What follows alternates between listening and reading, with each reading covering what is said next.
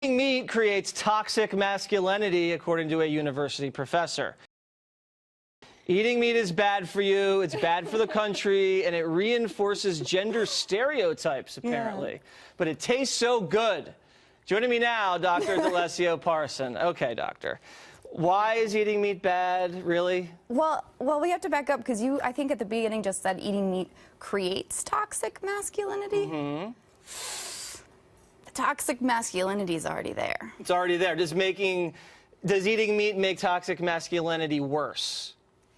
It's one of the ways in which it can reinforce existing kind of social structures, including patriarchy. Well, how does that reinforce social structures where men dominate eating meat? Yeah, it's really complicated. We'll break it down for a... How about this, though? You said we had 4 or 5 minutes, right? Just keep it simple. How does eating meat make the genders unequal? Eating meat holds a lot of symbolism, and it really is too much to explain in 4 minutes. But it has to do with the fact that our individual level decisions, the things we decide to do as individuals, what we consume, what we put on our bodies, the things we buy and put in our households, are fundamentally political acts. Okay. Right? The personal is political. Okay. So I'm having a steak right now because I'm starving. I hear you. I wish I could have half of that, but this doesn't look vegan, and I'm trying to be vegan. You're a vegan? It's really hard because I don't know if I told you I'm from Wisconsin. Okay. And cheese was like one of my favorite things. See, that looks pretty good. That's a little rare, medium rare. Yeah. Is got this some nice dead animal, dead cow hanging on your fork? Is this bad that I'm eating meat? If you go hunting, that's a totally different story, right? The blood's on your hands. Right now, you're kind of just enjoying the benefit, and the blood's on someone else's hands, and that's not very fair.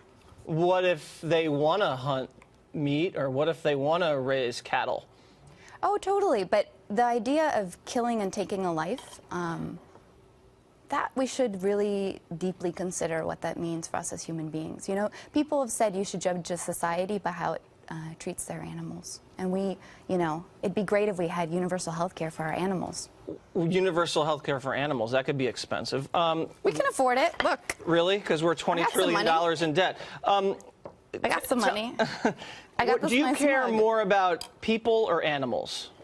I care about our world, and I think in order for us to achieve a more sustainable future, particularly regarding what's happening with climate change, we need to figure out how the 7.6 billion of us on this planet can be good neighbors.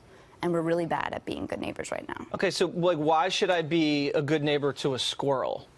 Well, you don't have to worry about, if you don't want to worry too much about the squirrel right now, the squirrel's part of nature, right? If you keep killing nature, what's going to happen to us, right? If we as people keep killing nature. Me too, right? Like, I still eat cheese a lot. It's not like something that's going to be perfect. We're never going to be perfect at it. But what if you're just hungry and the animals are there for us to enjoy for dinner, for lunch, because God said so. Breakfast? Did God tell you that? Well, I mean, why would they taste so good if we weren't supposed to eat them? Sugar tastes good.